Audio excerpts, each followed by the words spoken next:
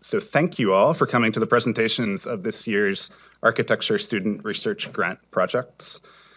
The ASRG is one of the more unique opportunities that we extend to students every year here at Taubman. It's a kind of opportunity that doesn't exist at many institutions or at many other schools, and one that I think is in unique alignment with what I see as some of the most compelling aspects of our architecture program. So I'm sure, much like many of you, when I talk to colleagues at other institutions or to prospective students and parents, or even to our own students and faculty, as we strive to articulate what is special about this place, I often describe our architecture program as one rooted in experimentation. Yes, like many other schools, we rely heavily on histories, methods, and precedents deeply ingrained in the discipline. We have a strong appreciation and I think really a sense of responsibility towards those categories of thought that have historically been central to the study of architecture. But I think unlike many schools, many of our faculty and students push the boundaries to try to challenge what might constitute the discipline of architecture in the 21st century. We work across and between disciplinary silos. We question and rewrite received canonical histories, and we experiment with new technologies, design methods, and ways of working. So in doing so, our school hosts a plurality of nascent disciplinary futures, not all of them in agreement with the other. This context asks a lot of our students. It requires that they are nimble and open-minded, even as they are just building their disciplinary capacities. But at our best, I think our context welcomes students into a vital culture of research, discovery, and experimentation. And the Architecture Student Research Grant is one of the most vivid ways that we involve students in the culture of our school and in the unique opportunities that come with studying architecture in the context of a great research university. So the ASRG was initiated by the class of 2013 to provide an opportunity for student research projects. The program, for any of you out there who might want to apply, the program is open to all Bachelor of Science, Master of Architecture, or doctoral students in the architecture program. And the call encourages applicants to articulate projects that push the boundaries of our discipline, working alone or in teams that might include members from across the university. The proposals are reviewed by a jury consisting of our own faculty, and awards for this past year were up to $2,000 each.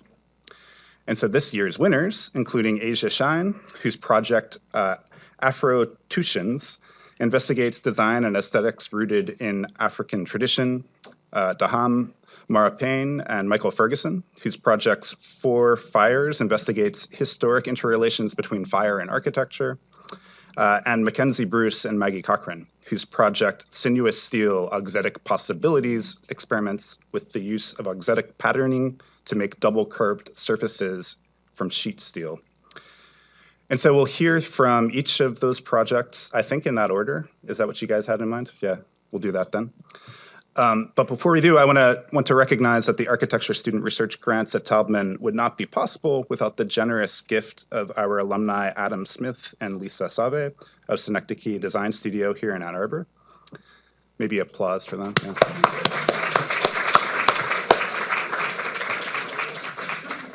So the college is very proud to count you two as alumni, and we're so happy that your generosity will help our students to learn from your example in launching their own careers. Thank you. So with that, I'll hand it over to our first presenter, who I think is Asya Shine.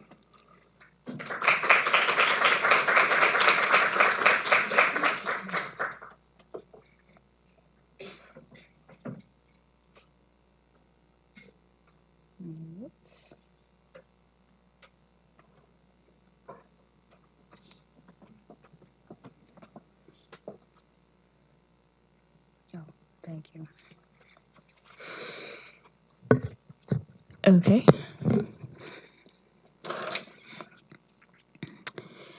So the name of my project is called Afrotutions. And I started this research by sort of questioning what is braiding and it's physical. So physically, braiding forms a complex pattern by intertwining 3 or more strands of flexible hairs. In mathematical terms, the braiding of hair showcases the formal possibilities of geometric variation. Two-dimensionally, hair braiding demonstrates a temperament for interrupting the projected line, and braids are constructed through juxtapositions of sharply differing sizes and shifts in form. These are early aesthetic studies I did based on braiding techniques. This includes hair braiding, dreading, and threading. So then I began to ask myself, what is braiding? It's social, globally. It's also without boundaries. My original idea for this research started in Lagos, Nigeria. This was for Proposition Studio last semester. And my site, we were basically tasked in trying to understand how people live and work in Nigeria. Most of my observations came from walking Google Maps and watching videos on the cities of Lagos. What I found most compelling in the research was the breadth of situations in which hair grooming was occurring. The people of Lagos managed to use the smallest place in between, front, and around buildings to carry out this task. This had me recalling on my own childhood of spending hours as a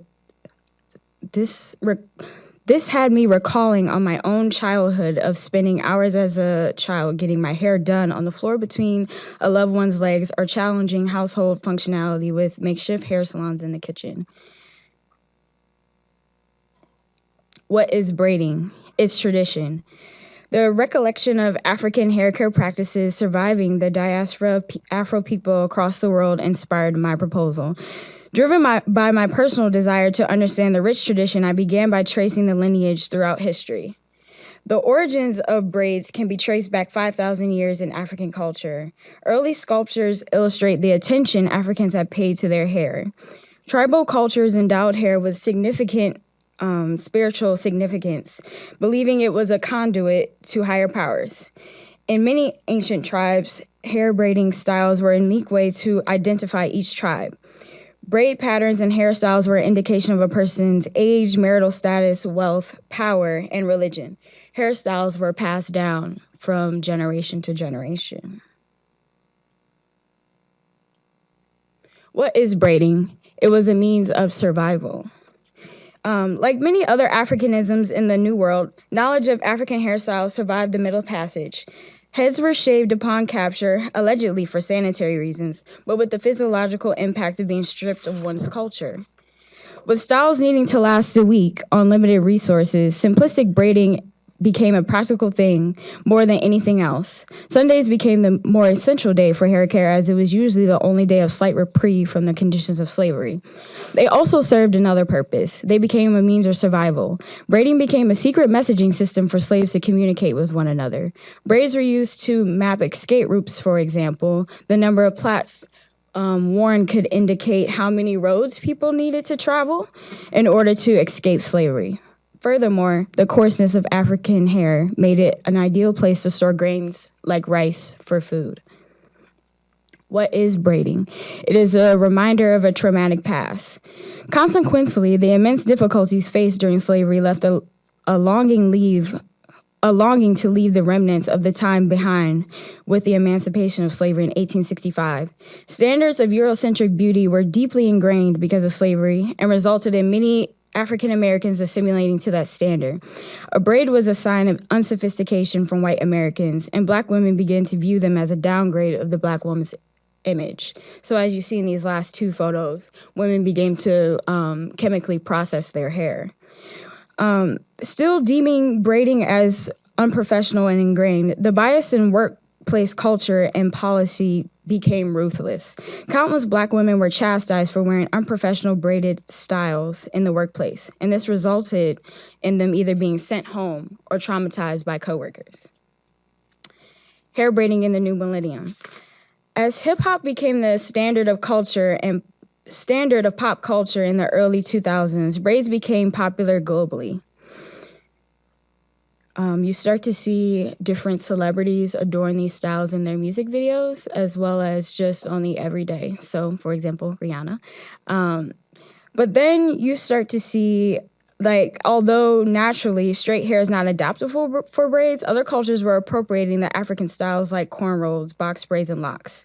Yet there were still these discriminatory policies towards braids and natural styles on Black women and men. For example, almost 18% of the United States soldiers in active duty are Black, but it was only until 2017 that the military has dropped its laws on hairstyles associated with Black culture. Even when natural hair or braided styles aren't being explicitly discriminated against in policy, they are immensely interrogated in the workplace and school halls. I myself have experienced the curious eyes, random hair touching, and endless questions on how do I get my hair like that? I like to change my hair a lot, as you see from this chart of my 1 year of hair.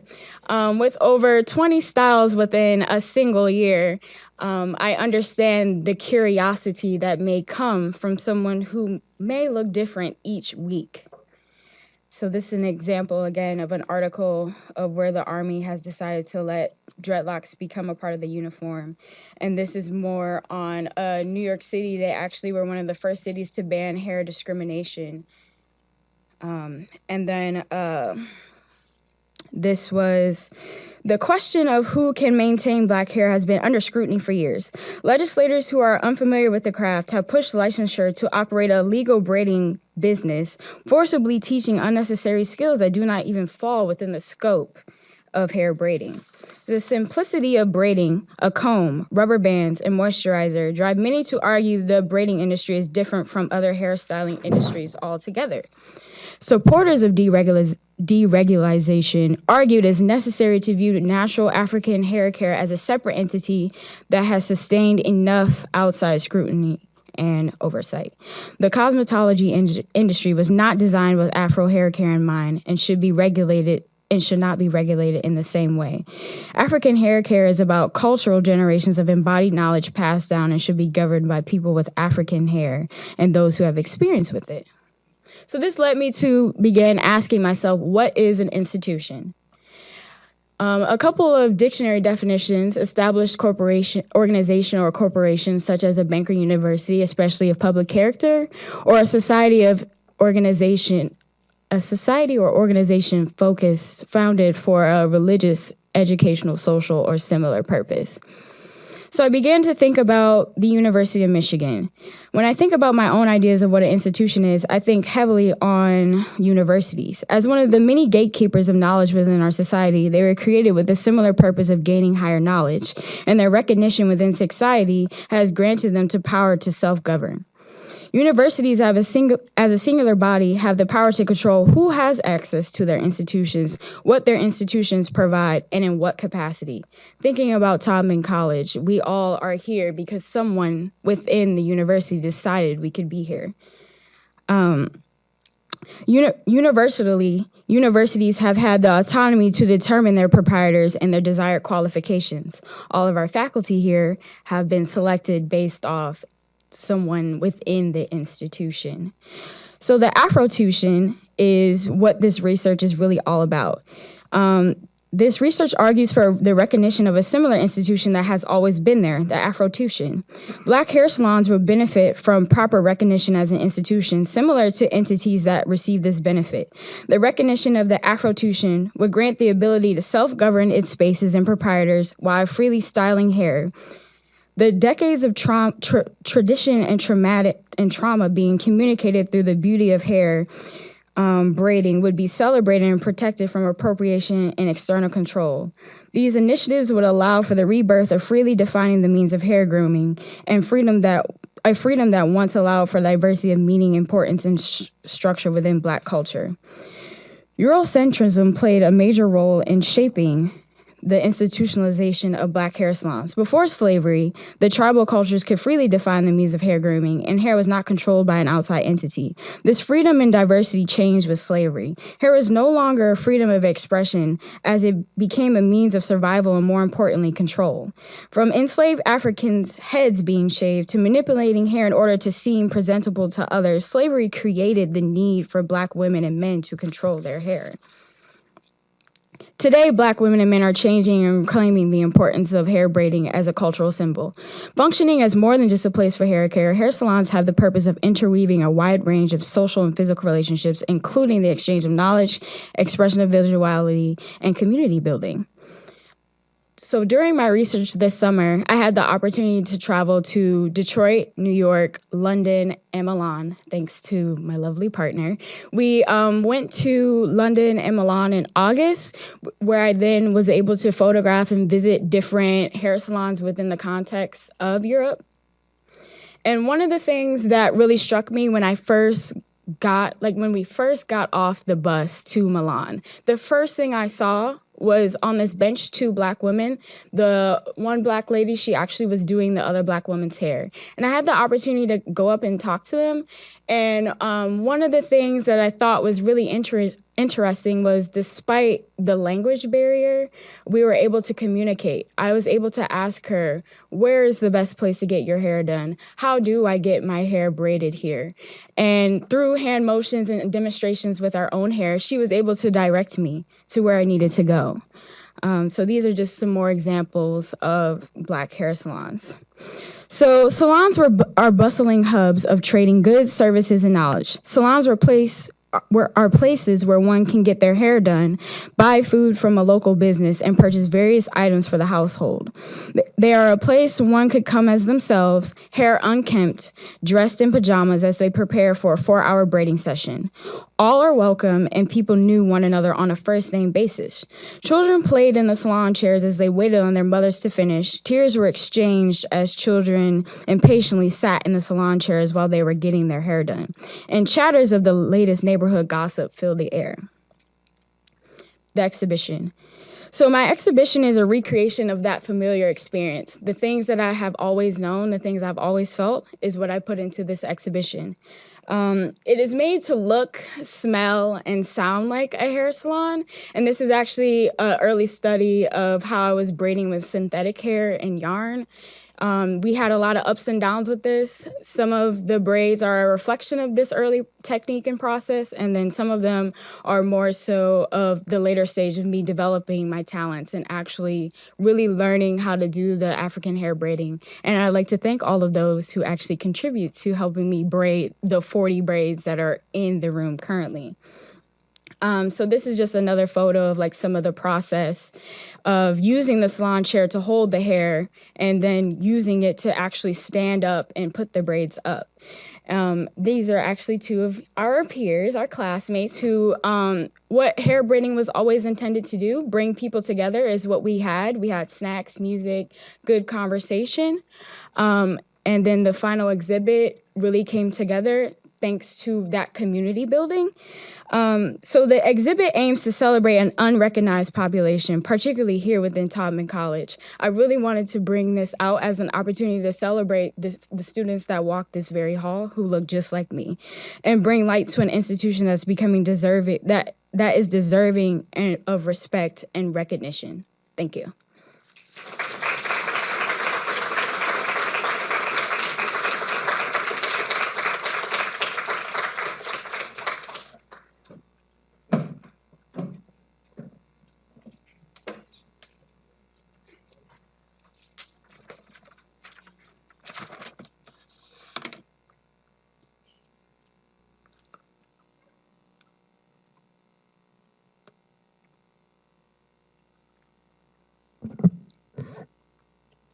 All right, hello everyone. I'm Michael and this is Daham, and thank you all for being here. We want to also, thank Adam and Lisa from Synecdoche for their support for this research grant project. Daniel Jacobs and Liz Galvez both offered some very critical feedback and advice at crucial moments during the project, and also countless friends and colleagues throughout the building, whether in studio or in the library or the Fab Lab, Woodshop, Media Center. All were really critical to making this a reality. So thank you to everyone who's been a contributor.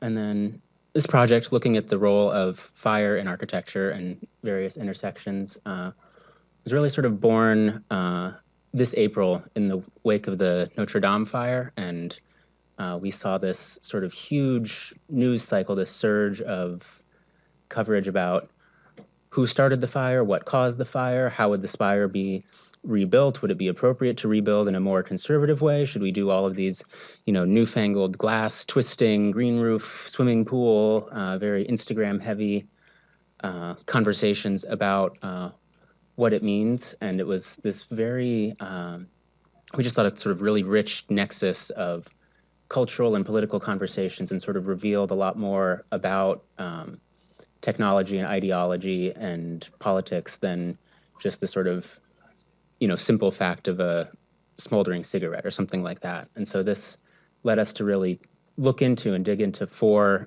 recent notable fires.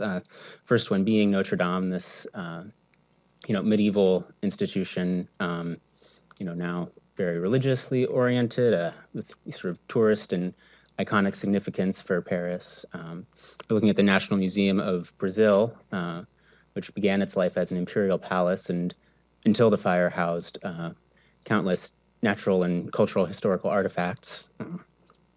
The ghost ship warehouse community out in Oakland, California, which burned down during a music performance.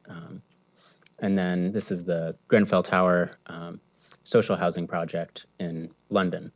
And so we were really interested in sort of looking at these, and as we dug in, we found that we wanted to know more about kind of the history of fire in architecture, and looked to some earlier references to give ourselves more of a context and a grounding. So going back even to Vitruvius, who locates the sort of first discovery of fire with human congregation, the development of language, and the idea that culture begins sort of around the open flame, and the ways that fire is really central and something that we appreciate in terms of cooking, in terms of warmth, in terms of being able to transform raw clay into fired ceramic material, that the idea that fire is inherently bad was something that we really wanted to resist all along. And so we tried to always have this sort of mindful eye of where his fire benefited architecture. But there are, of course, these catastrophic fires. This is the Canterbury Cathedral in the 11th century, 12th century, that burned down, and when rebuilt, instigated sort of a sea change in architectural style in English cathedral building. And so these things are sort of indexes or registers of the ways that fire begins to have a much larger impact beyond the scope of the footprint of a particular building or city. And so I think is just sort of a small slice of what we've been looking at and working on. We'd like to walk through what happened at Grenfell Tower in June of 2017, and how architecture and factors outside of architecture are implicated in that process. So we were really looking at Grenfell as an example of sort of a modern kind of example of a common type of building fire. It's a housing project. In this case, it is a 1970s British council estate in London in the borough of Chelsea, which had caught had a cladding fire. So kind of running through how it started, we can look at how it begins with kind of Unit 16, which is a common just 2-bedroom unit, where the refrigerator had a kind of a minor electrical fire, which filled the apartment. The residents were quick to call 911. They were quick to get a firefighter in to try to see this fire, but unfortunately they were not able to kind of stop it. And where this becomes more than just a common domestic accident is when it kind of hits kind of the building detail. That here in the case of Grenfell, this is an example where the window jamb was built out of a PVC, which was not particularly heat resistant, allowing kind of smoke to enter the kind of wall section and a cavity between the insulation, and an aluminum kind of rain screen cladding panel, which had a polyethylene core, which was highly flammable. And when this caught fire, it was able to kind of rise up the facade of the building until it hit the crown, where that polyethylene core was kind of exposed on kind of the cut by kind of a misconstruction by the contractor, which allowed it to kind of spread across the entire building.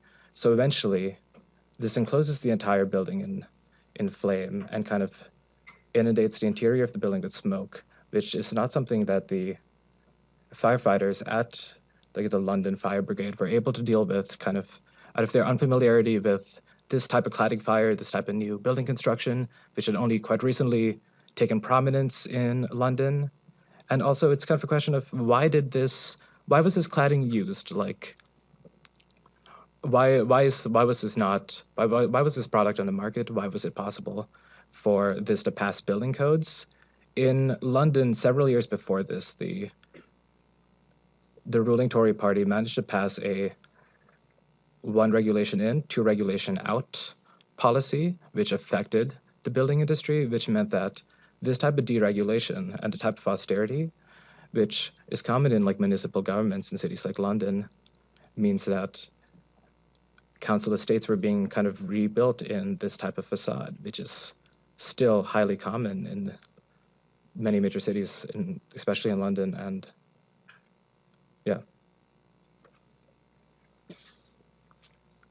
And then just as sort of a concluding note and introduction to some of the content that's in the room next door, this is an image by Jan van der Heyden, the artist and inventor. This is from a late 17th century publication about fire hoses, and van der Heyden is sort of credited as one of the prime inventors and popularizers of the leather fire hose as a means of control for fire. And what we found really sort of beautiful and fascinating about this is the sort of layering and imposition and superposition of multiple different factors all at once, that it is in some ways a sort of very architectural image, and that we see the sort of section cut of the stair and these cutaway details, that it has kind of the presence on the page that we might expect in a competition drawing or something like that. But at the same time, it's also very much registering the changing and evolving presence of technology in the building industry and how the fire hose interacts with this architecture, and then the role of the social protocol of, is there a fire brigade that can be called? How do they operate? How do they get into the building? Is the ladder being used to pull down this wall and prevent the spread of fire? Is the ladder being used just to gain access? That there are all of these really rich histories, even just down to the different leather buckets collected from the neighboring citizens, all brought to this one location to communally fight the spread of this fire. To us, this was sort of the maybe the grounding or the touchstone for the project, is trying to understand through all of these lenses at once, and how technology informs architecture, informs social protocol, and vice versa. And so the work next door really tries to look at these four fires through this sort of lens. Thank you.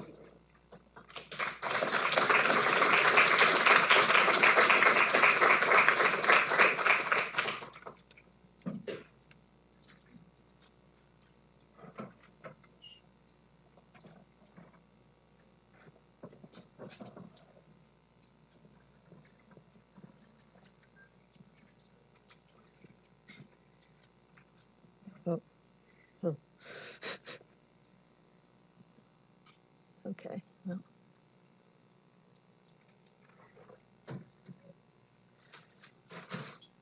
Oh no.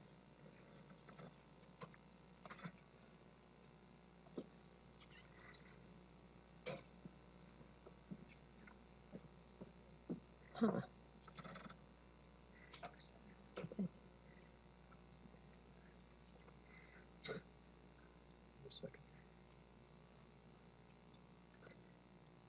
Nice. Okay.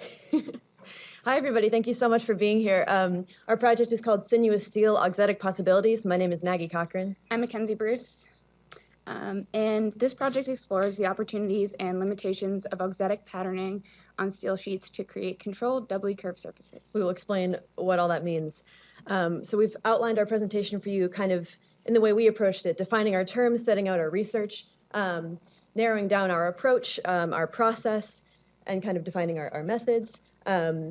We'll tell you about the results that we found from these tests, and then how we culminated everything into a final display that tried to show what we learned and how we learned to control these doubly curved surfaces.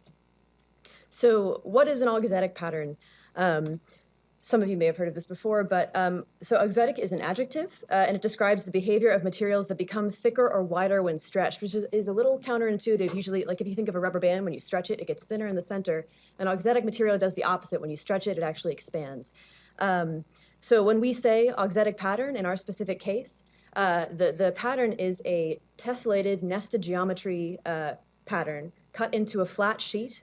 And so that creates these kinds of hinge joints. So when the sheet is stretched, the sheet material will expand. So it renders the sheet material auxetic. So this is a quick diagram of that. So this is the sort of through cut pattern on the left, so like this cut pattern of triangles, and then when you apply a deformation force to it, that's kind of how it spreads out. We'll get into our deformation process in a bit. But according to the studies we've read, a straightforward sheet with this kind of pattern cut in it can stretch up to 4 times its original surface area, which is pretty exciting. So these are 2 examples of auxetic work in physical reality. The one on the left is called Kinetics out of MIT's labs. So they've used 3D printed forms that actually are auxetic in compression. So we're working with sort of tension, expansion, they're working in compression to create these compressive structures with predictable behaviors. The other one on the right is Urban Imprint by Studio Ini, which uses the auxetic pattern in rubber composite material to create an experience through the space by opening the pattern through a pulley system when you step on it. And this allows light through. This shows really the potentials of auxetics on the architecture scale. These are images from 2 studies that we read. They are dealing with the typology of curvatures that are achievable through auxetics, dealing specifically with curvature that results from these surfaces and how to program the patterns involved to create these kind of openings and curvatures. So in all of our research and in this meta-study that we read, it became clear that there is substantially more theoretical work, mathematical work, than there are research like in the physical world. So we were interested in exploring auxetics in physical reality, contributing to that body of research, as well as considering practical applications for this technique of auxetics in sheet material. All right, so now we're going to talk about our process for examining auxetic behaviors through the material, cut geometry, and force applied to the surface. So we began working with auxetics back in February for our sartorial architecture course, where we were making textiles with sheet materials. Our first tests were with paper, but this proved to be far too delicate to continue with. So we started exploring the use of PETG plastic, which was really exciting because we were able to quickly deform the sheet by melting to achieve significant curvature. So for this project, we focus on steel as we saw potential for architectural application of these surfaces. These are cut patterns that we examined in the process. They have a variety of cut lengths of the lines, connection points to the pattern hinges, and shapes of the openings created by the deformation. And here you can see that the shapes of the openings, how they deform, and how wide they get as they open.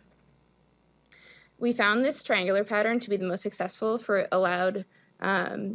extensive surface deformation while maintaining the smoothness of the sheet. So we scripted the pattern in certain tests to have a gradient of spacing to attempt to isolate these deformations when using multiple toolpaths. Yeah, so you can kind of see the circles, the clusters, and this is where the auxetic pattern, this is where the cut lines are longer and the spacing between the cut lines is shorter. This means that it deforms more, it can deform wider. And then you see the areas where the cut lines, the dark lines are smaller, the spaces between them are larger, so that is less affected by an act of deformation. The consistent spacing, when you deform it, it really, really spreads. It's very responsive. It spreads throughout, but you can really localize deformations if you gradiate the spacing, as on the left. So since we're working on steel, we needed the help of robotic processes to control the surface. So with the use of the robotic arm, we created a single point press tool head to deform the surface on a frame. In initial tests, we're using the small 5-axis robots, but as we reached their limitations, we moved to larger 7-axis robots to gain more force. So here you can see the process in action, showing different size tool heads, different cut patterns, and different number of tool paths. This was the exciting part. This is like, we geared up a lot for these quick moments. Yeah. Yeah.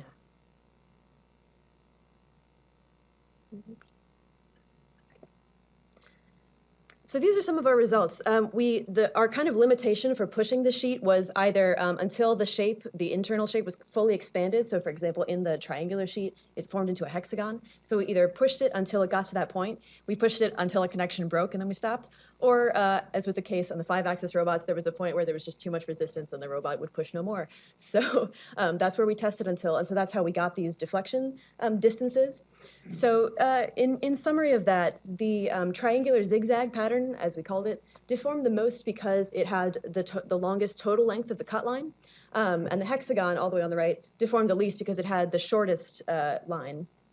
Interestingly, though, the hexagon pattern, it opened the least, but it is actually quite structurally sound because there are 6 points of connection. So we found by happenstance that you can stand on it. So we have that prepared for you in the gallery next door. Please step carefully, perhaps have someone help you. Love, Mom. Okay. So how did we, those were kind of the results of our tests, and how did we utilize this research, and how did we culminate it? Our tests informed us what these different patterns allow and what their limits are. We were able to test what happens when we use gradiated spacing. And so we wanted to create a singular display that showcases the variety of techniques that we learned during this process. We started by mapping out a larger sheet. So this it's 3 feet by 2 feet. So you can see on the left it has the gradiated spacing, and on the right it has consistent spacing. The circles that you see are the tool heads. We had 5 different sizes of tool heads, so that represents that. And then you see up and down, which we'll talk about in a second. The process of this was, again, a lot of, we can go to the next one. There's a lot of anticipation leading to this process. So on the frame, we really wanted to test what happens when we flip the sheet over so that we have the tool heads going in opposite directions. We wanted to see how the sheet would respond being pushed in both directions. So it's clear that each deformation affects the entire sheet in some way, even in the gradation of pattern. And it was really, really cool and beautiful to see. You can see the consistent spacing on the bottom was just so responsive to every push from the robot. Whereas, as predicted, the gradient of spacing led to more localized deformation. We had some friends visit us on the way. So here you can see the localized deformation due to the gradiated spacing versus the even deformations in the consistent spacing.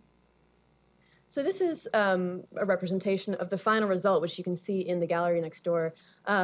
We were really, really excited about the way the light plays off it, the way shadows are created, the very stark difference, kind of proving our plan of the spacing differences. These are kind of some light and shadow studies and how the shadow really, I don't know, we think it creates beautiful shadows. And we hope you do too. And because architects are optimists, what if one day this were able to be an actual physical occupiable structure? Yeah, we were really excited to think about auxetic enclosures as a concept. There are a lot of people that kind of concludes our presentation. Oh my goodness. Those are supposed to be names. They're not supposed to be wingdings. Shoot. We have a lot of people to thank, as you can clearly read in this project. You tried. We did, yeah, shoot. Our faculty advisor was Tien. We had huge amounts of help from Carlos, Rachel, and Asa in the Fab Lab. Special thanks to Synecdoche Design Studio for funding this project and for giving us the opportunity to pursue this research. We feel super lucky to have been able to do this. And thank you to all the friends who helped us in the gallery along the way. We're really, really grateful. So thank you so much. Thank you.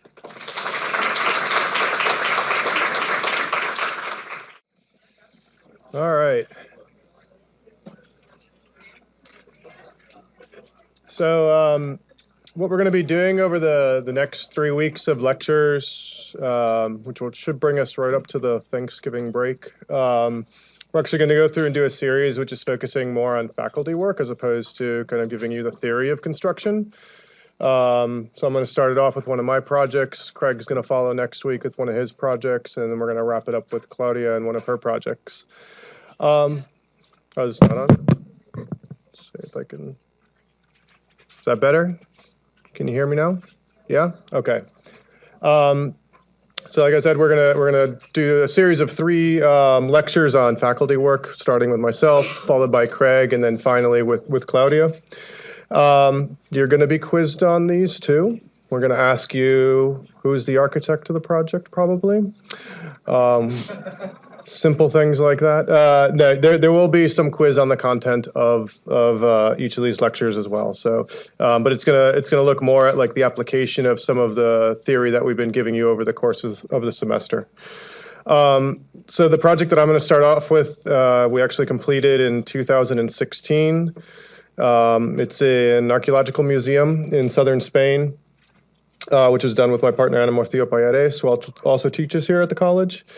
It's located in a small town in Molina de Segura, which is actually one of the new fellows, Eduardo. He's from there, so he knows the building very well.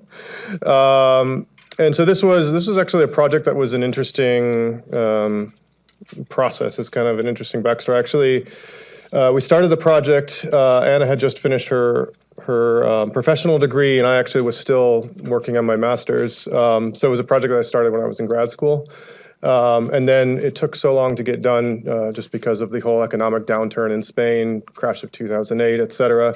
The project was put on hold a number of times. We actually went through 3 construction companies, 2 went bankrupt, and finally the 3rd one finished it. So it was everything that could happen to a project that's not good happened to this project. So we're actually surprised that it actually finally got finished.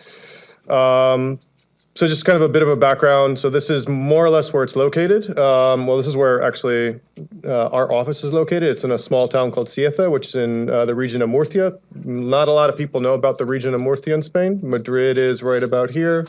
You got Barcelona up here. So our practice, which started in roughly around 2008, is located in Cieza, Murcia. It's a small town. Just some background on us. We do a lot of different scales of work, everything from housing to installations to research. So most recently, a lot of the work has been focused on research since we've gotten to Tubman College. Prior to that, we were doing a lot more practice-based research, practice-based projects, but that sort of turned over since we've gotten here. In the past, this lecture is going to focus on concrete and our work in concrete. We've done a number of projects that use this material, and so we'd like to explore it from both a professional standpoint, but also from a practice standpoint. So, for example, this is a single-family house that we did in addition to also in Spain, where we were really exploring the relationship between concrete as a liquid stone and its relationship to actual stone. So, as you can see here, the continuity of the stone and trying to pick it up in the addition of the concrete volume that actually gives views out to the Mediterranean Sea. So we really wanted to use it again as like a stable material, a massive material, a stereoatomic material, where you're really working with the ideas of solids and voids within the architecture, but also experimenting with how it becomes an aesthetic material and plays into the interior finishes of the buildings, both at the floor level, staircase level, wall level. So in all components of the building, we're trying to address how concrete can play a role in the feeling of space, the organization of space, et cetera. We've also done a number of projects here at the college that have looked at concrete in a more experimental manner. So this was done, well, how many years ago was this? This was at least 4 years ago, maybe, or 5. Bonnets and Mosaics, which looked at the Spanish hydraulic cement tile, but trying to bring it up to speed, in a sense, through a digitally controlled formwork, flexible formwork that we developed.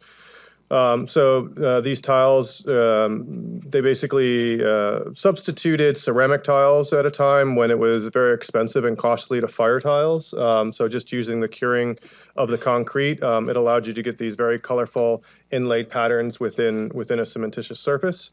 So this was an exploration of that, which we then hung in the gallery at the annex.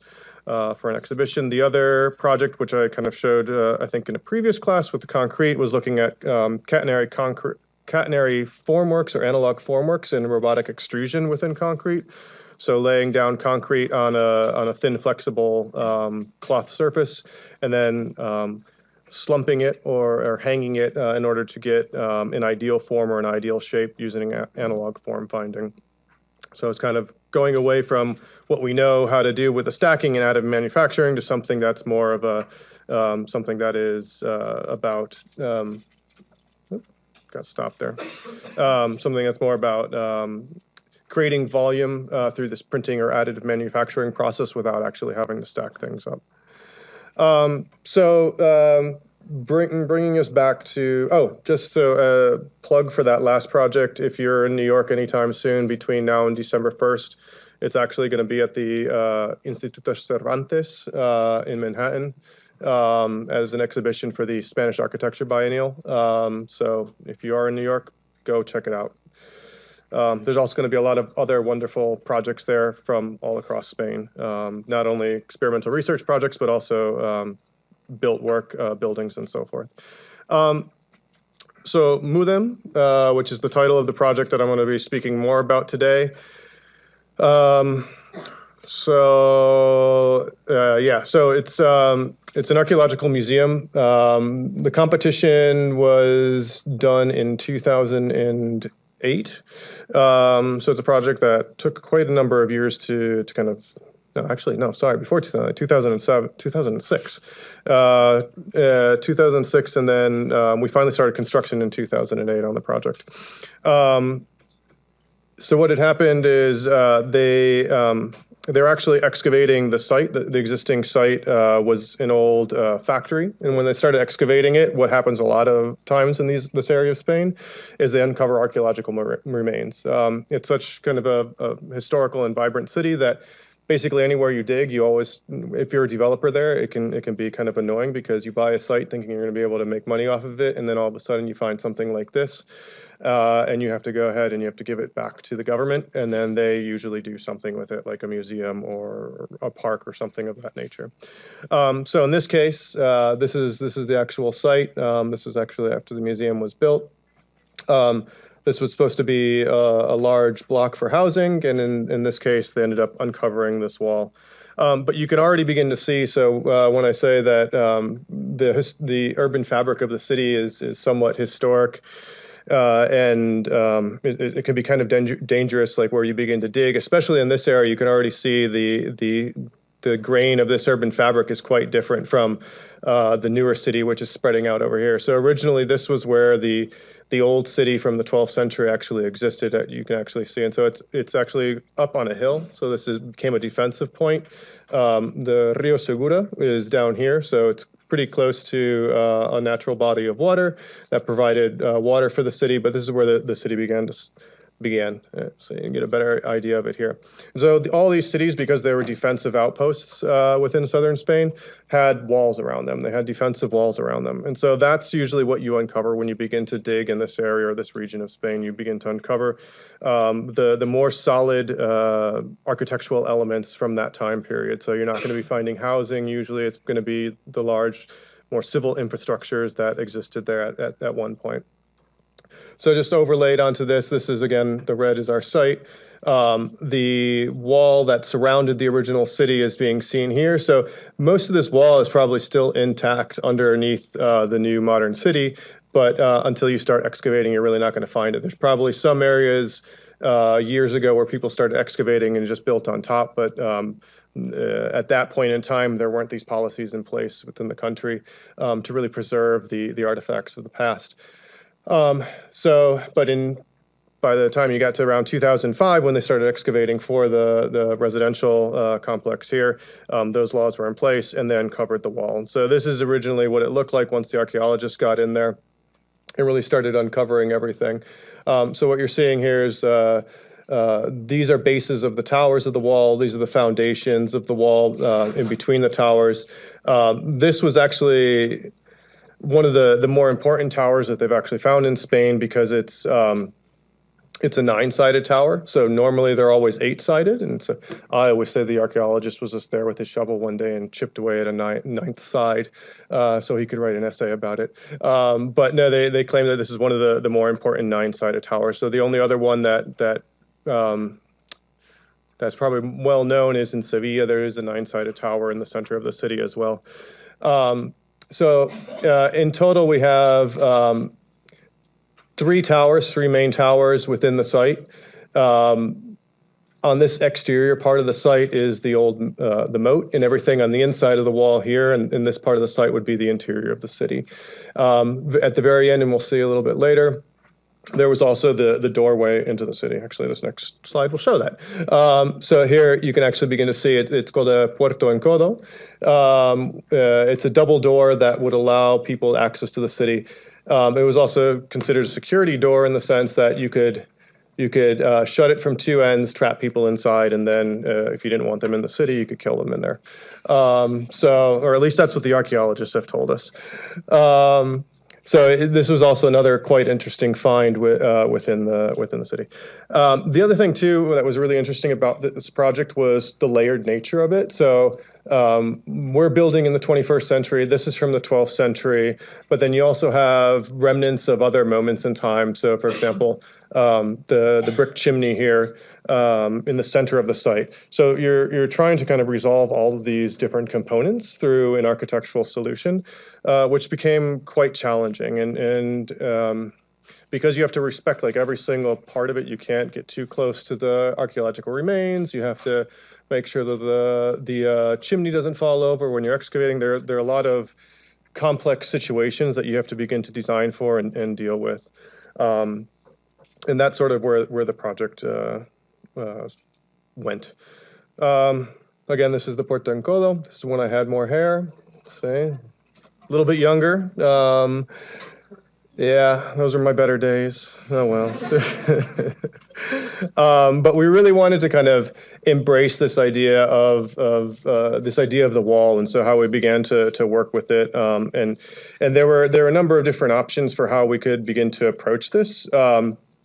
But again, this is this negotiation of the 21st century and the 12th century, and how do you begin to design a project that begins to mediate those two moments. So this is actually a sculpture from Eduardo Chida, he's a well-known Spanish artist that deals with a lot with solid and void in his work. So we really wanted to, in a way, not pay homage to him in what he did, but begin to kind of understand some of his ideas and ideologies within his artwork, and really try to work that into our project. Again, we didn't want to have a recreation of the wall. This is more of what that might look like in Chida's work, but we wanted to begin to give subtle hints of that wall within the 21st century, just alluding to it, so that as people moved into the site, they would begin to understand that this was a place of historical importance. And then as they began to see these moments throughout the plaza, have a greater interest in what was below. So there were actually two competing thoughts for how this should be developed. The first thought by one set of archaeologists was leave it open, leave it exposed to the elements. The biggest problem with this is usually then, or our concern was that it becomes a point of litter in the city. People don't take care of it. There's nothing there to really anchor it, so it just becomes a set of old ruins that it's a hole in the ground that people just dump things into. It becomes inaccessible, so therefore you're not going to take care of it. The other issue that the site has is it's at the end of a very long street, which is a natural causeway for water, hence the moat. So in order to the 21st century city obviously is much higher than the 12th century one, and so as water still comes down that street and lands in this area as it goes towards the river, this became an area that could be prone to heavy flooding. So thinking about all that water from the upper end of the city rushing down into this would deteriorate inevitably the overall archaeological remains, rendering them basically into nothing. So we really wanted to design a building that would allow for the protection of that as well. And our proposal then was, okay, well, give a public amenity to this community by allowing for a plaza, and then moments. So again, marking those moments of the towers throughout the plaza to indicate that there's something of importance here. So this is the initial design for the project, where we have a radial plaza. Initially, there was supposed to be another housing block here that never got built, which is fine because I like this facade anyway, so I didn't want it blocked by another housing project. But it's a radial plaza, so this is the what would be considered or called La Rambla, which is where the water would flow down on its course to the Rio Segura, which is further down. So the entire site was going to be excavated. The entire museum, all the contents of the museum was going to be placed underground. This became a new public amenity for the city, and then really kind of reducing the size or the exposure of the building above ground to the skylights and the museum entrance. So just giving it kind of a pavilion. So here you can see the entrance to the museum. These are the glass cubes that indicate where the towers are. We didn't have enough money as Apple does, so we had to put columns in there. So yeah, we didn't have structurally supporting glass, but that's okay. I think it still looks good. And then so the only other issue that we had with this, again, as I said before, like this was a natural flow of water. So in the original, we had a bench here, but that ended up having to be a much larger bench on the exterior to really keep water out, because we actually did have a couple moments where water did go right down this and then flood the entire basement of the museum, and you had the firemen there one day pumping the entire thing out. But so that was taken care of, though, once we have everything built and we had a large bench there on the exterior. So this is just looking at the entrance. So there's the upper level where you enter into the museum, and then as you enter into the museum, you descend down via a ramp into the 12th century, where you kind of get this transition from. Also, like, yeah, the great thing when you're an architect, you also become the model in your models, in your buildings. I didn't realize that I was going to be the model that day, but it ended up happening. So then you move down into the underground area. So this is the ramp that takes you down. So I'm not showing any of the actual plans because they always show up poorly on the screen. So that's why they're all models. But in this case, there's a couple changes to this one. For example, this room here got a lot larger once they decided they weren't going to put the residential building there. This was reduced in size. There's some areas over here that also was reduced. This became more of a curve as opposed to geometric shape. But what we really wanted to do was organize the museum in two ways. We wanted the contents of the museum and the contemplation of the wall to happen in this area, which we call extramuros, or outside of the wall, and then intramuro on the inside of the wall was where all of the program requirements from the city were placed. So the large auditorium, this actually was an auditorium that would support the municipal, what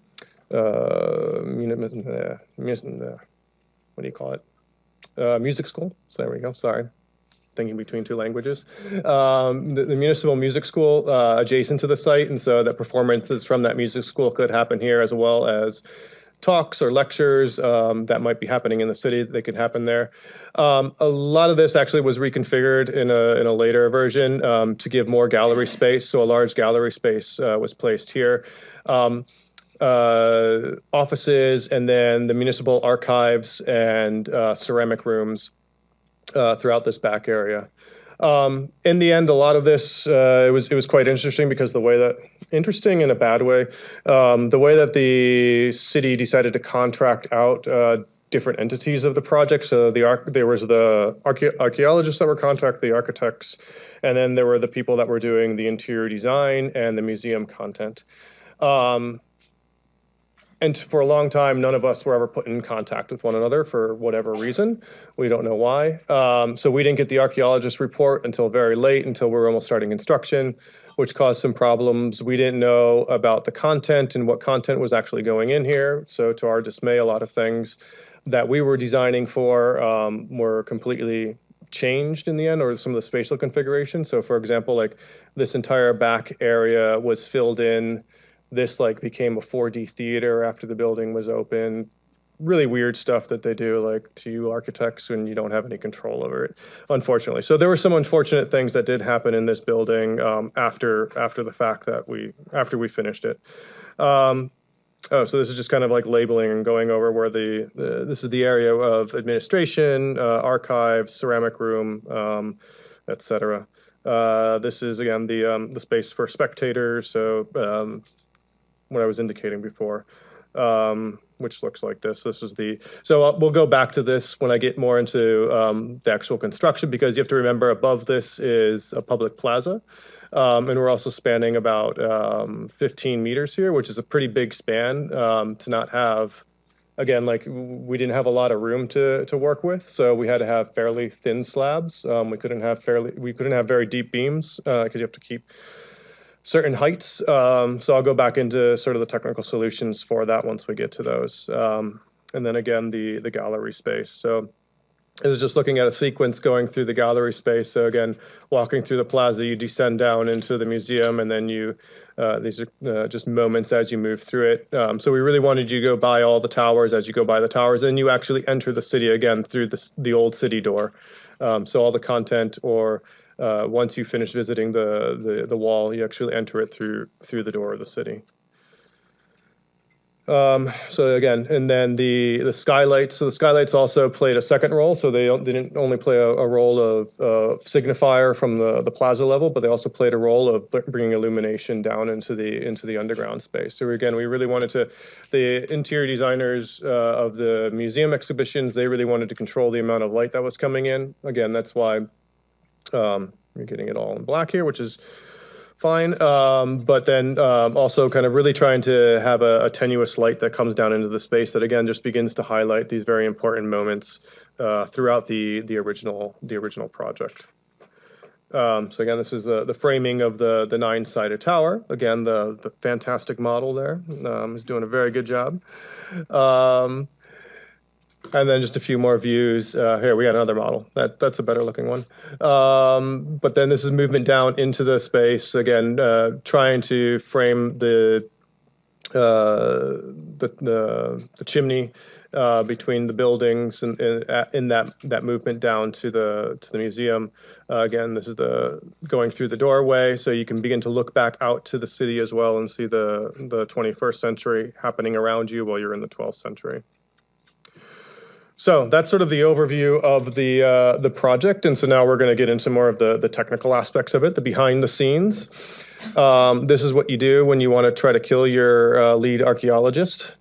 This is pre-drones, so now we have drones to take aerial footages of our buildings, but the archaeologist one day decided that he wanted to take pictures of the remains before they were covered up. And again, pre-drones, how do you do that? Well, you hook them up to your tower crane, you put them in the concrete bucket, you float them over the site, and you have them take pictures. Done. And you turn a blind eye. You say it never happened. Yeah, don't do that. It's probably not the smartest thing to do, but he did it. So, the way I'm going to kind of go through the project is going everything again. And this is going to focus more on the concrete component of it. There's more that I haven't had time to build into it of the steel component. But again, like the way that we treated the building, because it has this horizontal datum, 12th century, 21st century, 12th century, again, really wanted to be more about the solid stereotomic. So the basement of it is really about concrete and the preservation of that wall. So having a material it begins to enter into dialogue with the existing wall or the existing foundations. And then the upper level was all built out of steel or more of a tectonic assemblage. So that's how you begin to divide the building up. So the way that I'm going to talk through it is excavation, formwork, micropiles. So it's another type of basically foundation, the slabs, and then finally the facade, which gives you a little bit of, so these are all the moments where we actually use concrete or cement within the project. So excavation, this is going back to kind of day one of the class here, where you begin to, so this is a much larger excavation. Again, this is about 3,500 square meters of site that was being excavated. We went down approximately, it was usually around 3.5 meters. This area got a little bit deeper, 7 meters. 6 meters to the foundation level. The actual floor was maybe about only 3.5 to 4 meters below grade. And then obviously where you have the rake or the slope for the auditorium, that has to go down quite a bit further. But what you're looking at here, this is actually the plan that was given to the contractor to begin to lay out the different foundation walls and the order in which they need to be done. So the numbers they're out of order for a purpose. It's not because we don't know how to count, but it's because there's a very specific order that we wanted these to begin to happen in. Again, for the reason of the soil conditions that we had. The soil was a very cohesive soil, so there was a lot of mix of clay in there. So it was fairly stable, and you could dig down pretty easily without having to do any angle of repose. The problem is that, again, and I think I showed it in an earlier slide in an earlier lecture, if you try to excavate the entire site at once, you do risk you do get to the risk of the entire site caving in on you, especially when we have issues of water. So if you get to like the rainy season, that could just create huge problems. So we really wanted to be very specific about how they moved around the site and excavated. So you can see here, this is where they're actually staging the excavation. As an example, this was the first area that was excavated. They set up the formwork, cast the concrete, then they moved over to number 2, did the same thing, moved back to number 3, moved to number 4, and then they're getting number 5 ready. But you can see here, we're actually leaving an angle of repose where we can on either side of it. So we're not excavating it completely vertically until we're ready to actually begin to move formwork in and stabilize the structure. Again, because if you don't do that, what happens? This happens. So this is, I think I showed in an earlier one where the contractor, this was the first one that went bankrupt. I wonder why.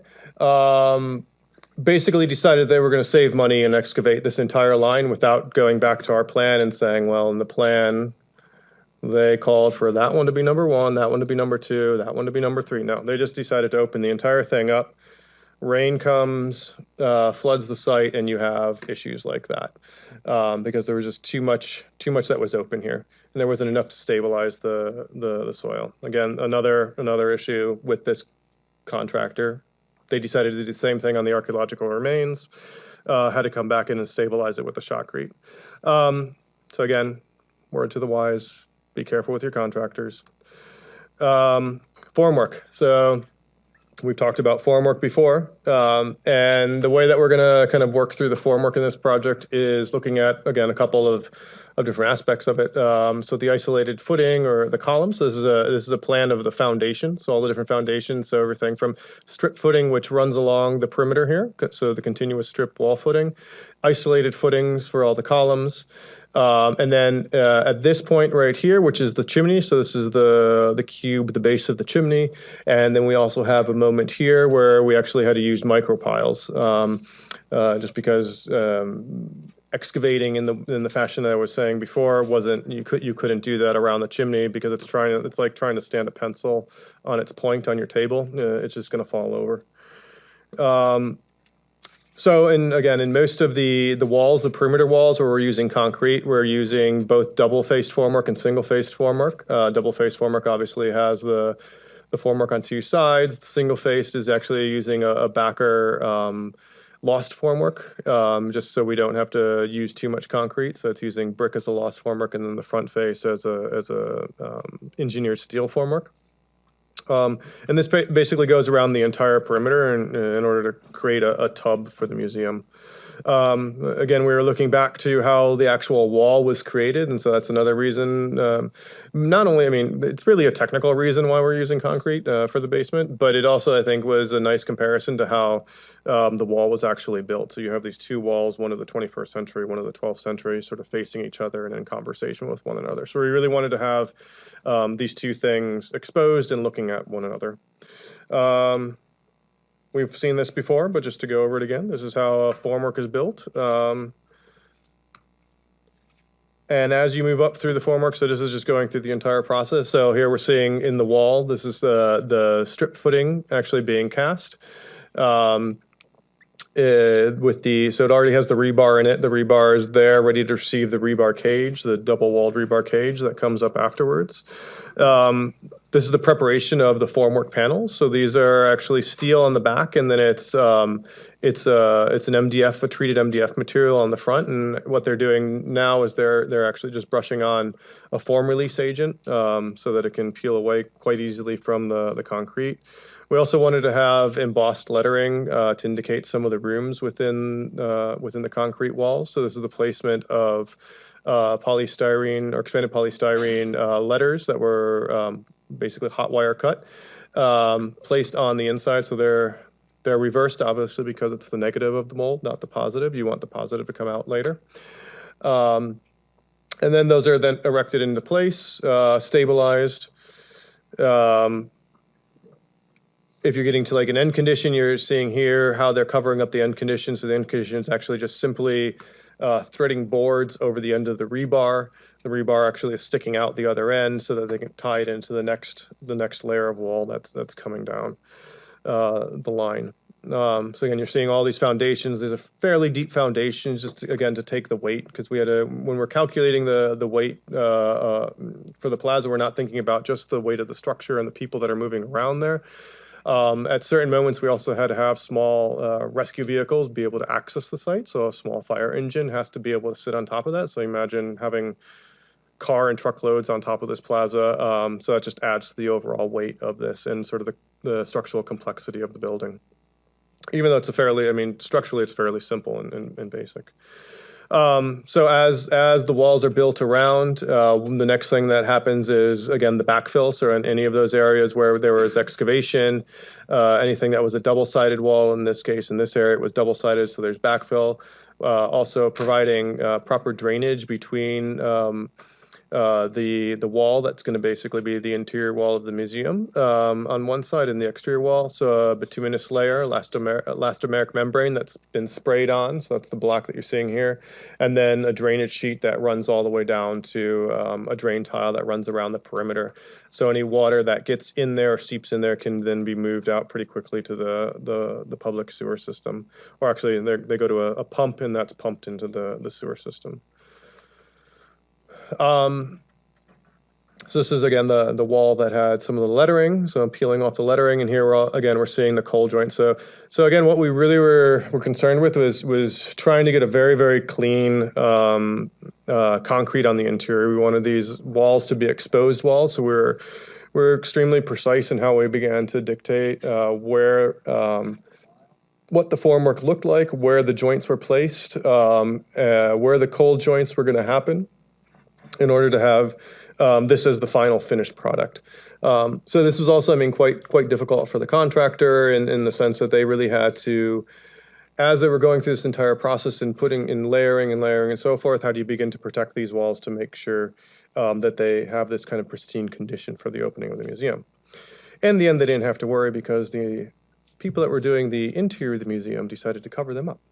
So it didn't really matter. But we really wanted, for the opening, we really wanted to have it with these beautiful concrete walls. So here you're actually seeing some of the drawings from our drawing set, where we're being very specific about how these are laid out, and these are just kind of a general overview of them, but all panel sizes, where letters are being placed, where tie rod holes are going to be happening, so that there's again like an overall kind of aesthetic consistency through how the walls are being manufactured and built.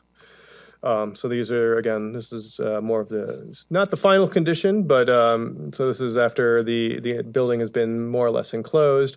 What you're seeing here, these are where they actually used spray foam insulation, spraying it into the tie rod holes to waterproof them, and then those are grouted over afterwards in order to get kind of just a clean cementitious surface.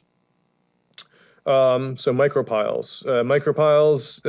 This was another area. So the main structure around the entire building, we're using these large load-bearing foundation walls. The micropiles again are around the base of this very tall brick chimney, and then right at this edge here. Sorry, no, the next skylight. Yeah, not this one. This is 1, 2. There's one more at the end of the next skylight where it really abuts against an adjacent building. And so the reason for these is because they became moments again of sort of a dangerous situation where you couldn't just excavate down 6 meters and expect this thing to maintain on a 4 meter by 4 meter base. It really needed something already in place that was that would stabilize it. So in order to do that, we used micropiles. Micropiles, essentially what they are these steel tubes that are about 3-inch diameter that are drilled down. In this case, we went down 10 meters from the surface around the entire base of that column, of the chimney, and then they're tied back into the ground. So here, actually, this isn't the chimney one. This is the one that's against an adjacent building. But here you're seeing after the excavation has taken place, all these ribs essentially these are the 3-inch diameter steel tubes about about 1 foot on center that are then capped with a ring beam, and then that ring beam is where you're having the tiebacks into the earth to hold it all in place. And so once the ring beam is there and once the micropiles are there, then you can begin to excavate, and then these are placed in. Well, these are placed in with the ring beam, but then they're tensioned afterwards. So here you're actually seeing the process of the ring beam. So these are all the micropiles that have already been drilled in. So it's a very shallow excavation. They're actually excavating now the shallow excavation for that ring beam for the chimney here. So it's in close proximity to the chimney. Again, we wanted to get as close as possible because we want to maximize the space that we have underground. Those are all tied together with these steel I-beams around the entire ring of it, and then that is all encased in a ring of concrete. So this entire ring of concrete, actually, which is now floating now, it's floating, but it's still sitting on top of the heads of all of these micropiles. So once the micropiles were completely excavated, in order to further, actually in this case we couldn't do the tie back into the ground. It wouldn't have made sense because of the sort of shortness of depth of the chimney. So what we did was then just cast a foundation wall around. Since these went down 10 meters, it was plenty stable to kind of come back in and then begin to cast a foundation wall really to hold that all in there. And so now what you're seeing that's where the chimney is up above us. This isn't a skylight. It's just a hole to bring material down through. But then that's basically all encased, and then that would be later encased with the final finish. Okay, so slabs. There were a couple of conditions where we had to treat the project with a couple of different slab types, depending on where you are in the building.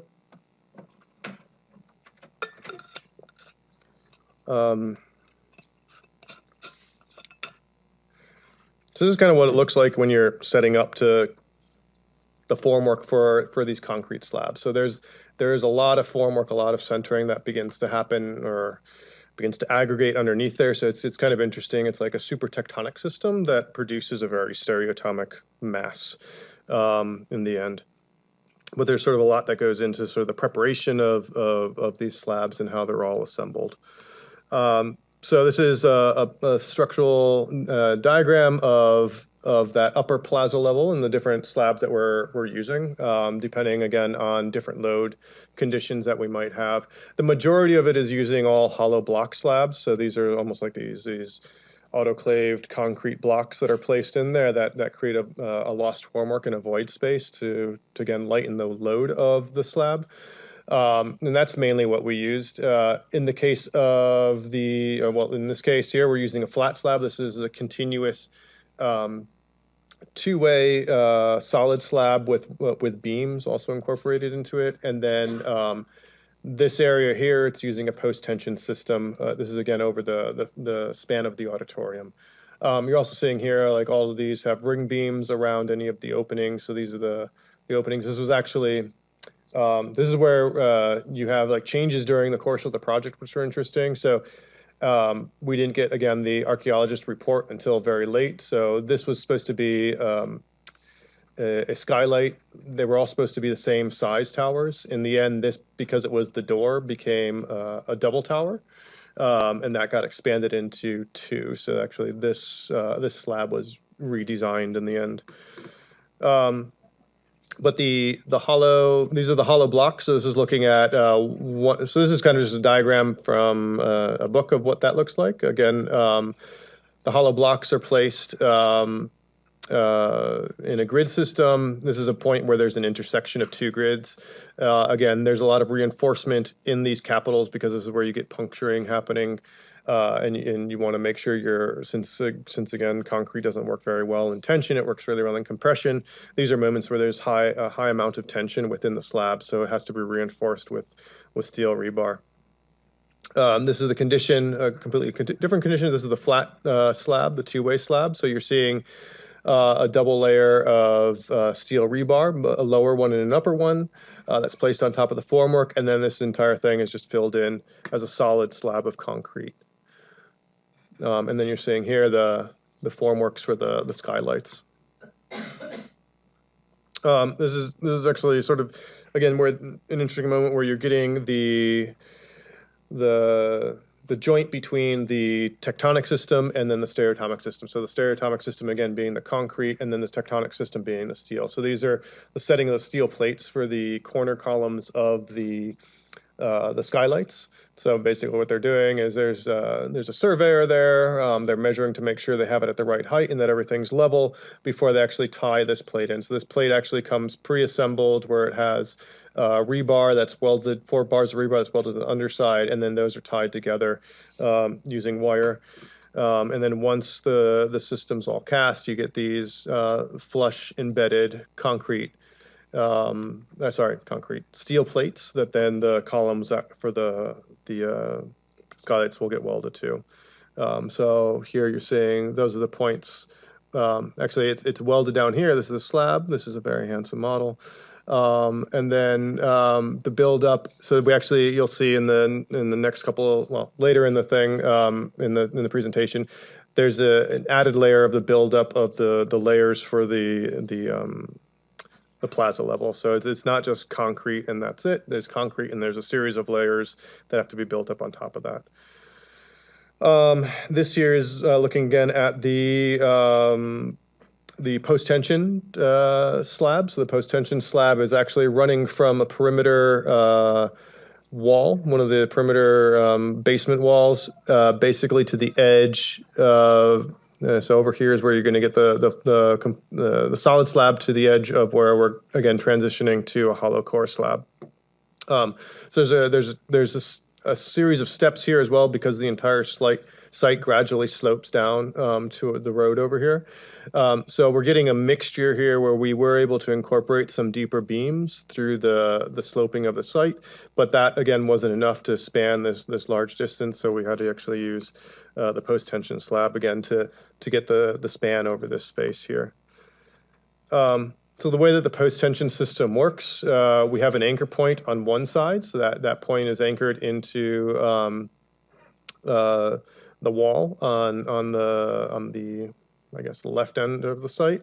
Then that spans actually over, that cable spans over a column and then dips down again before it comes back up to a point over here. And the reason why it's dipping down, it's as you pull that cord taut, that line wants to straighten out. And as that line tries to straighten out, it begins to put, it's a very imperceivable arch within the concrete. And so once that arch is then loaded, and it goes back into its kind of happy state where it's not going to deflect anymore, and it's definitely not going to collapse in on itself.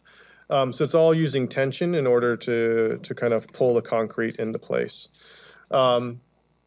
So these are the tendons, so they're plastic tubes. These are just the protective tubes that separate the concrete from the actual metal tendon rod that would run on the inside of this. Again, everything else around it, this is just the rebar system, lots of rebar cage to hold this entire slab together. So here you're seeing let's see which one. This is one end of the tube, which is connected into that surrounding perimeter wall. These tubes run all the way over to this side here, and you're also seeing like these holes here. These I'll explain in a minute. That's basically for when they inject resin into the tube in order to solidify the connection between the concrete and the steel wire that's on the inside of the tube.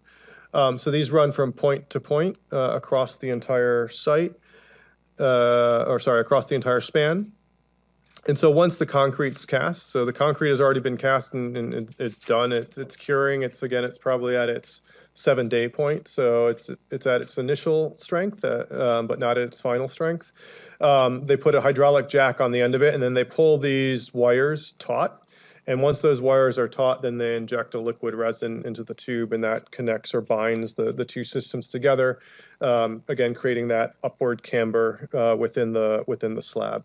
So it's within something that it's fairly thin. It's exaggerating the depth of it through this tensioning of the interior tendon members.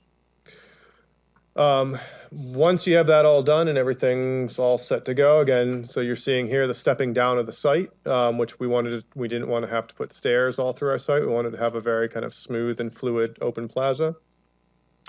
So what you're seeing here is the creating of the slopes of the site, and so using a lost formwork. Again, in Spain, brick is a fairly common commodity in the construction site. So the masons have come in and they've basically created all the slopes, all the drainage slopes, everything throughout the plaza using bricks, and then a lighter screed layer is being poured in between these. So it's not as stable as cement. It's a little bit less stable, but it basically fills in these holes and then creates a continuous surface. And then using these ruling lines as reference to create those slopes.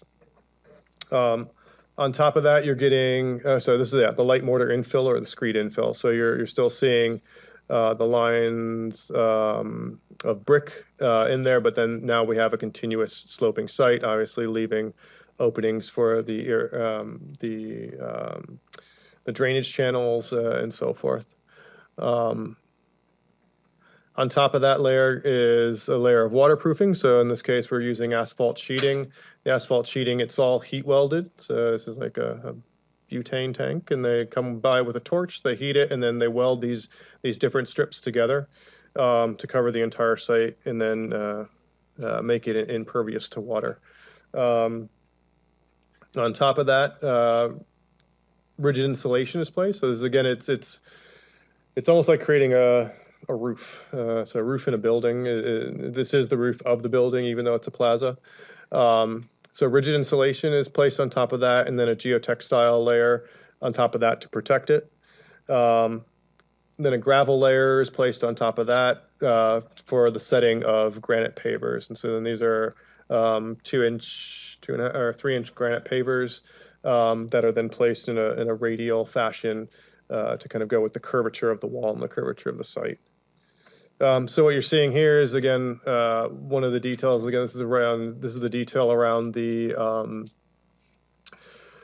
the skylights, where you're seeing the buildup of those. So that steel plate that I showed a couple slides back, that was being set in before they actually cast the concrete. This is the flush steel plate that's being set in there, with the column that's being placed on top of that. But then you can see all the different layers that are being added to the top of this in order to kind of create the thickness. And so in the one photograph where you saw the joint in between or an upper layer and a lower layer, you have the concrete at the one side and then brick infill that's being finished with a mortar layer, and then all kind of uniform painted in black to try to keep it as almost one material. But so there's a lot of layers that are being built up on top of this, and then subsequently a lot of layers below that concrete, which we're not seeing in this detail, in order to make up the depth of the ceiling. Not necessarily around the skylights, but in other portions of the building. So kind of going back to glass and steel in that lecture, these have no thermal break, so they're not the most efficient details. This is more of a Miesian fetishization of ourselves in the office, where we really wanted to kind of like look at how you turn the corner, how you kind of create the cleanest corners, how you begin to use these different angles, steel angles, to give shadow lines around the skylights and kind of just create this very clean prism. It's using a laminated tempered safety glass. So again, because this isn't within a public plaza, if you have anybody running into it, you have kids playing on a bike and the bike goes flying, well, you want to make sure that you don't have large shards of glass raining down on the people below or on any of the people that are in the plaza. So we're using again, it's a layered safety glass.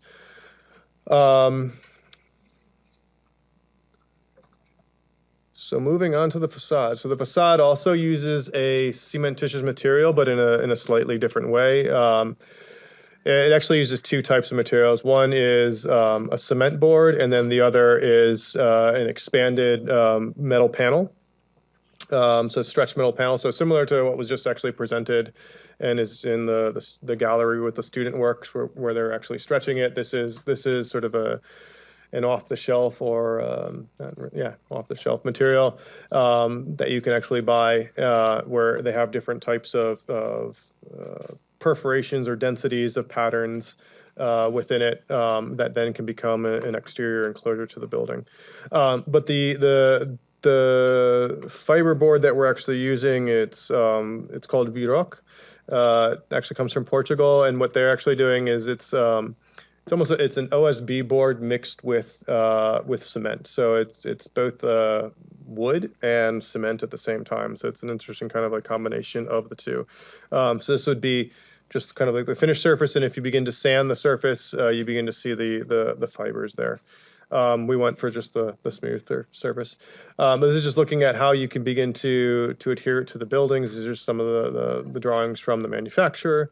Maximum sizes, so forth. So again, this is something that as you begin to design these buildings, you have to begin to look at like what are the recommendations from the material providers that you're using, and how you begin to assemble the building. So a lot of the information when we talk about detailing and things like that doesn't come from us necessarily inventing it, but also comes from the specifications that the manufacturers lay out for us.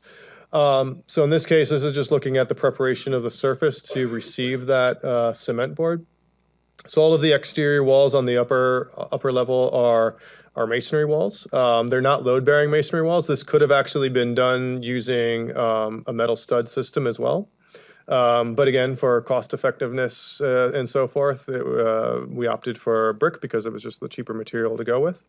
That is changing nowadays in Spain, and it's going much more towards instead of like a wet construction system, because you're using mortar here, to a dry construction system, which would be a metal stud wall. So in most of our recent projects, we're not seeing much brick anymore. But all these angles, so these are galvanized steel angles that are then anchored into that brick wall, and those will receive wood rails. So you're seeing wood furring strips that are then connected to those galvanized steel angles. The fuzzy yellow-looking thing that you're seeing on the wall is spray foam insulation. So for the waterproofing of this exterior brick wall, we used a spray foam insulation. So it was the galvanized anchors were first placed, spray foam insulation on top of that. then the wood, pressure treated wood furring strips on top of that. And again, in a similar fashion to how we worked through the understanding of the joints and the placement of the joints of the concrete on the underground level. We also went through the same process for how we begin to compose the joints and the layering of the cement board on the upper level. So again, like really trying to make sure that lines flow across and we're not getting a joint down here, but as openings kind of connect to joints at this level that connect to the cornice of the box here. So really trying to minimize the amount of cuts that we have to create in the panels and maximize the amount of use of material. Again, this was both aesthetic, but also being conscious of the limitations of our budget. So yeah, I mean, and like that's it. Like this project ended up costing a total of 11 million euro, which is not a lot of money, like in construction. I don't know what it would cost here in the US, but you wouldn't be able to get that done for 11 million in the US, especially with the excavation. But that's again, like the difference between where you're working in the world. It's sort of mind-boggling to think like how expensive construction can be, depending on where you're working.